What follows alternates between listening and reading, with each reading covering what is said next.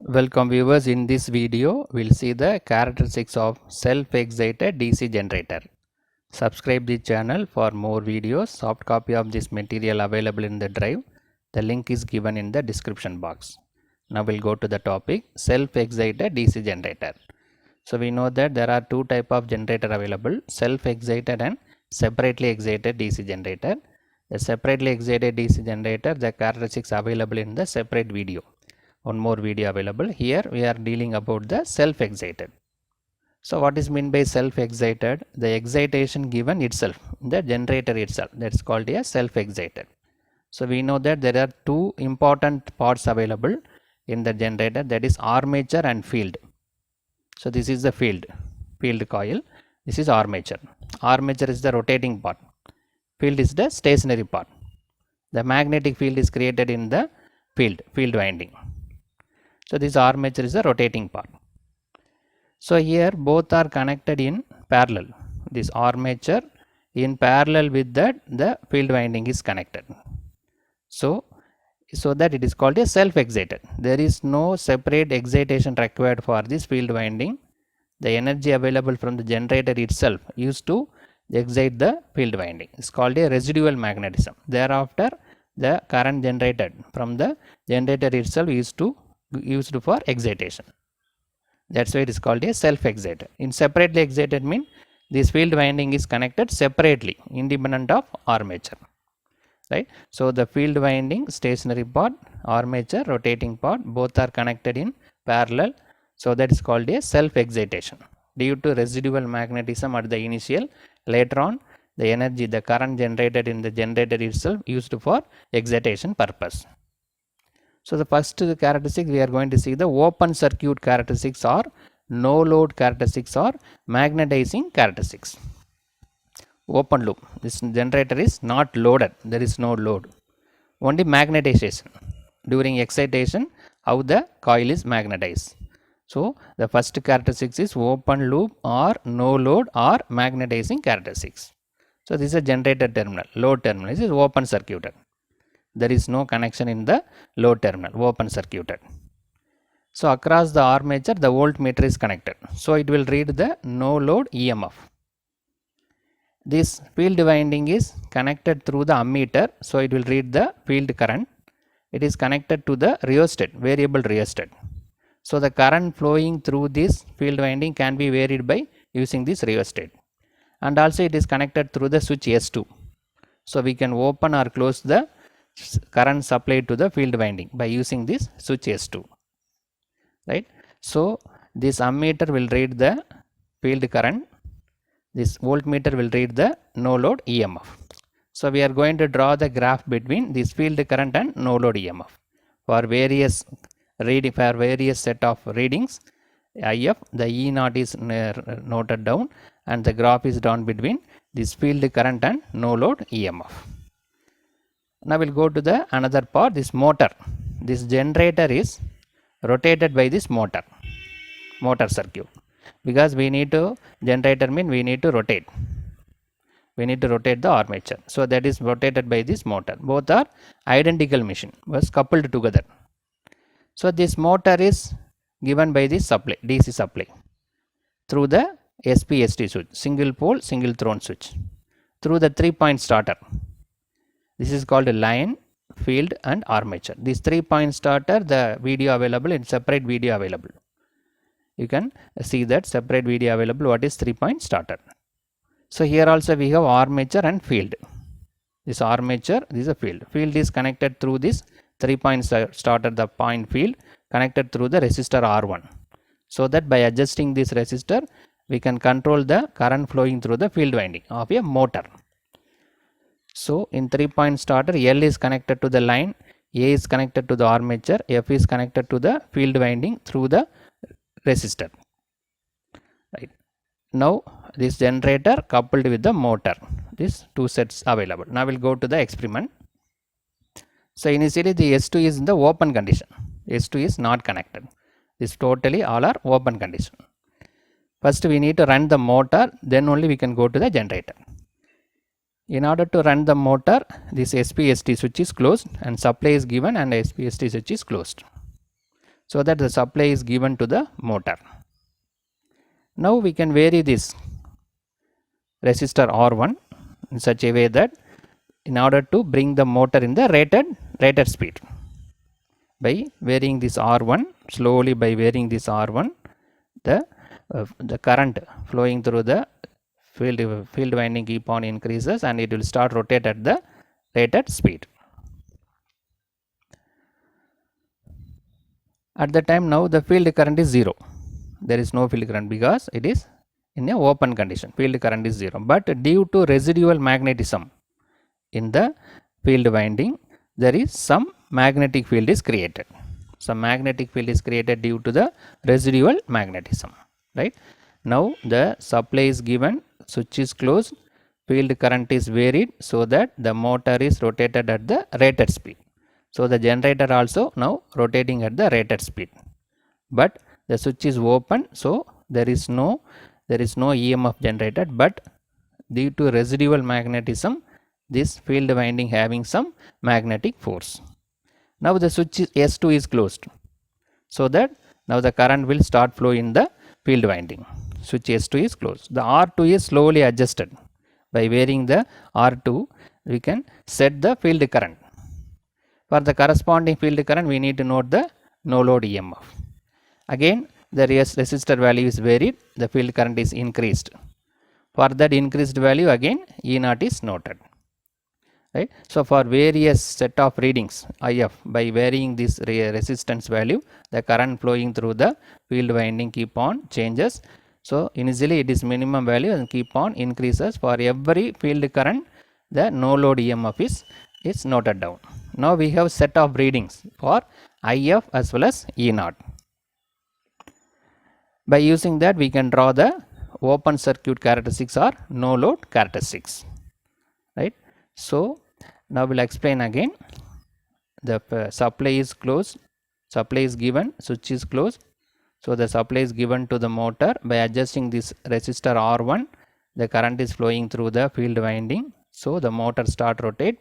The R1 is adjusted in order to bring the motor in the rated speed.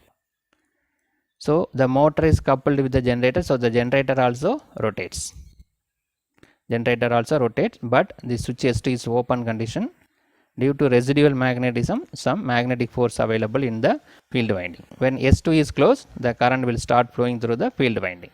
So we can note down the field current value with respect to this E0, no load EMF. By varying this R2, we can vary the field current.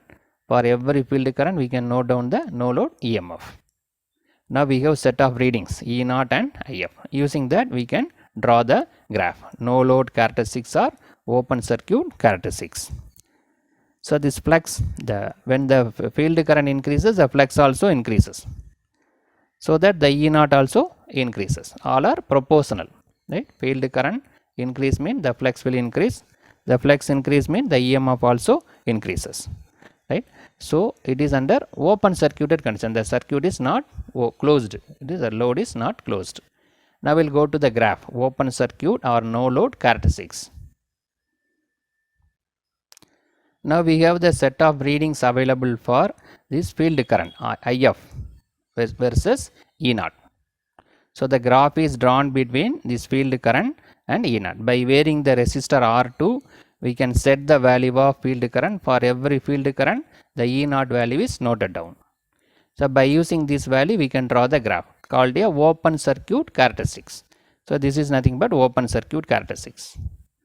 See that when the field current increases, the E0 value also increases. At this point, it is saturated. So slowly increases, because when IF increases, flux will increase. When flux increases, the no load EMF also increases. So this is the open circuit characteristics, OCC. See this, it is even at the field current is 0, some value of no load EMF is available called RV.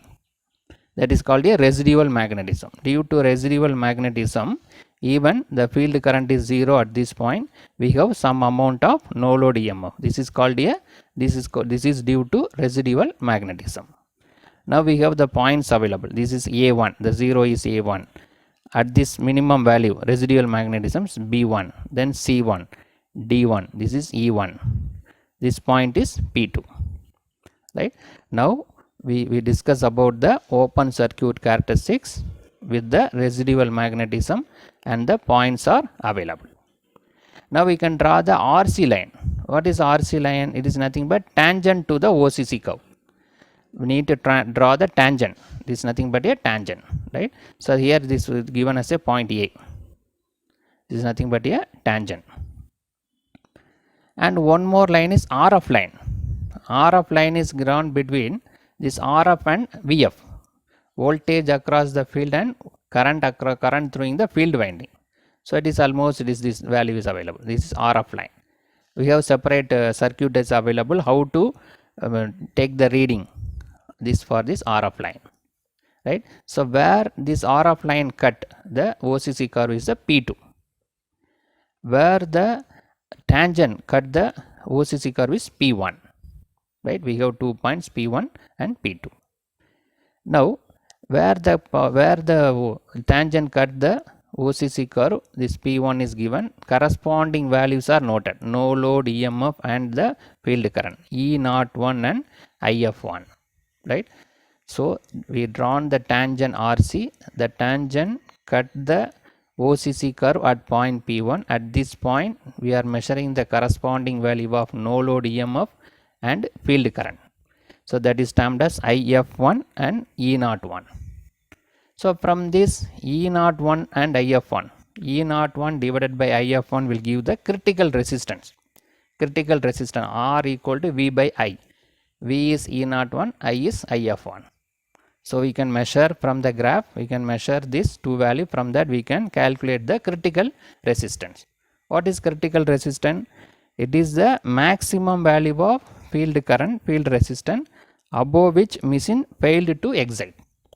The excitation will not happen. The maximum value of the resistance. If the resistance of the machine is more than that, mean the field coil will not excite. It should be less than. It is a maximum value. Thereafter, if the value increases, the machine fail to excite. So we can measure the critical resistance from these two values, E01 and IF1. Right. Now we'll go to this line. Now one line is drawn by covering this OCC curve and RF line, right? So this value is nothing but a no load EMF, maximum value. Thereafter it is constant E0, the point X. So one more line is drawn by covering this RF line, OCC curve and this RC line. This point A, point B, point C, right? So from this line what we can measure? This BC, the BC divided by AC will give the critical speed. So this value B up to from this point B to C, this is one value BC. From AC, BC divided by AC will give into rated speed will give the critical speed. We can measure one more value from this graph, that is called a critical speed. What is critical speed? It is the minimum speed of the generator below which machine failed to excite. It's a minimum speed. Thereafter, after that speed only the machine will excite. If the speed is less than that critical speed, mean machine will not excite. It's a minimum speed required to excitation. It's called a critical speed. That is measured by BC divided by AC. Right? Critical speed is the minimum speed of the machine below which machine is failed to excite. Right? So from this graph we can measure two parameters, critical resistance and critical speed, right? So from the set of, I will explain again, from the set of readings, field current and no load EMF, this OCC curve is drawn. You can see that clearly there is some voltage available even at the field current is 0, that is called residual magnetism RV. These points are available A1, B1, C1, D1 and E1. Now one tangent is drawn, that is called RC line. Where it cuts the OCC curve is point P1. The corresponding value E01 and IF1. From that we can measure critical resistance. And RF line is drawn. We will see what is RF line, how to draw the separate circuit available. right? So at that point is again one more line is drawn, that is point A, B, C. BC divided by AC will give the critical speed, right? So from this graph we can measure critical resistance and critical speed, right? Now we'll see the description one by one.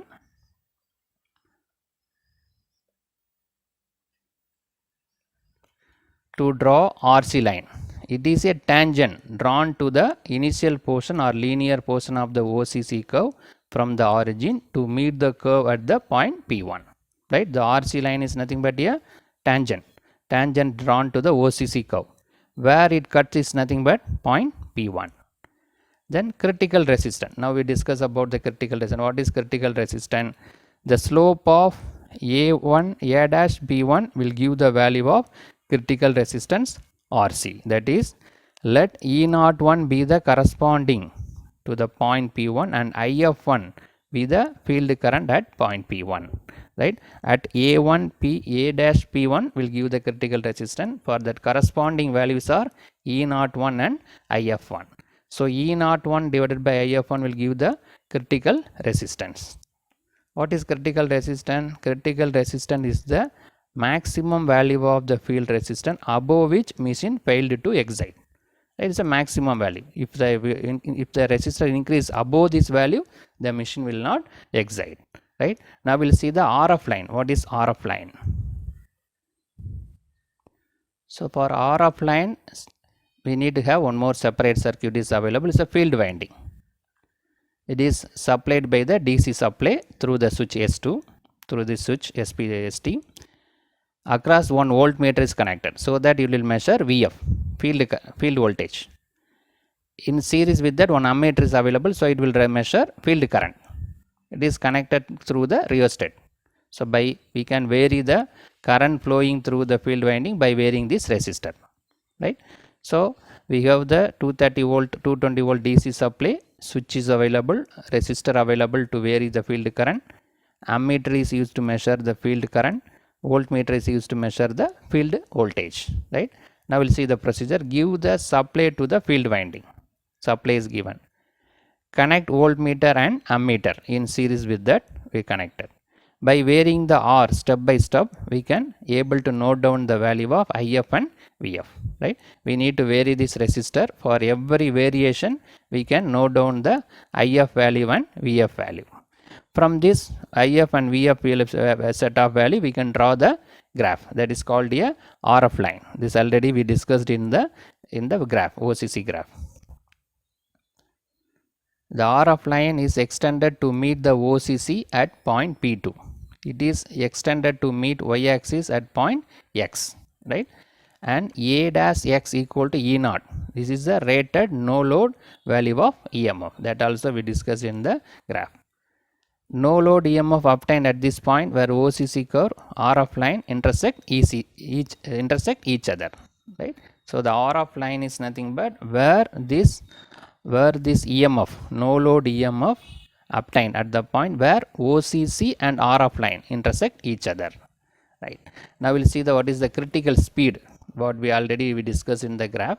Critical speed. Take any value of field current IF2 at point C on the x-axis and extend it up to and upwards, that we already discussed. So it cuts the RC line at 2 at point A and RF line at point B, right? A is at the point A is available at the RC line and B is available at the RF line. So from that, BC by AC into rated speed will give the critical speed, right? BC by AC will give the rated speed. So critical speed. What is critical speed? Critical speed is the speed corresponding to the critical resistance, or critical speed is the minimum speed of which generator below which the machine failed to excite, right? If the speed is below that, it will not excite. It's a minimum speed required to excite, right? Now we'll go to the other characteristics. Now we'll see the external characteristics.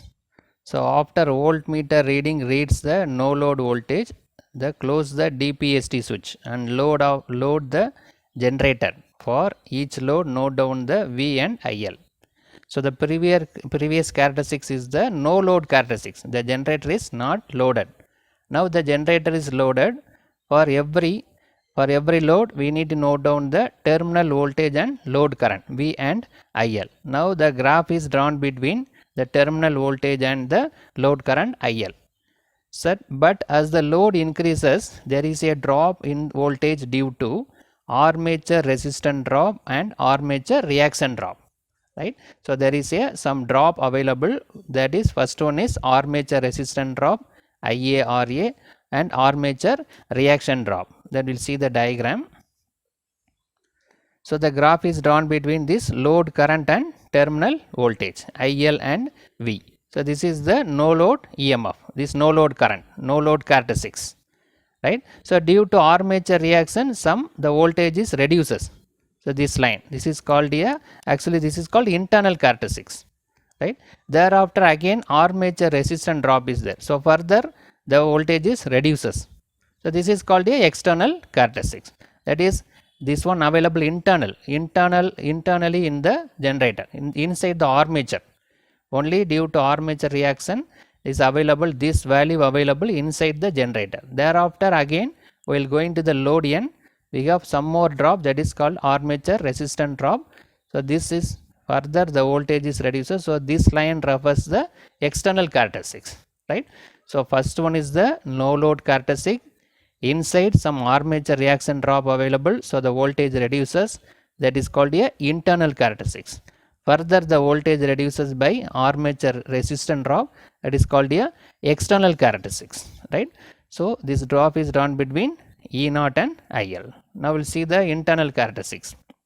We already discussed, just we'll see the graph. So it is obtained by adding IARA drop to the external characteristics, right. External characteristic, if you add IARA as an internal characteristics, I already discussed in the previous graph itself, right. So no load characteristics mean the entire voltage available. In that, if you subtract the armature reaction drop, then we'll get the internal characteristics. Further, if you reduce the armature resistance drop, we'll get the external characteristics. So in this video, we discuss about the characteristics of self-excited DC generator, starting from no load characteristics, external characteristics and internal characteristics. In no load characteristics, we can measure the two parameters from the graph, critical speed and critical resistance. Subscribe the channel for more videos. The link is available in the description box, the soft copy of this material. Thank you.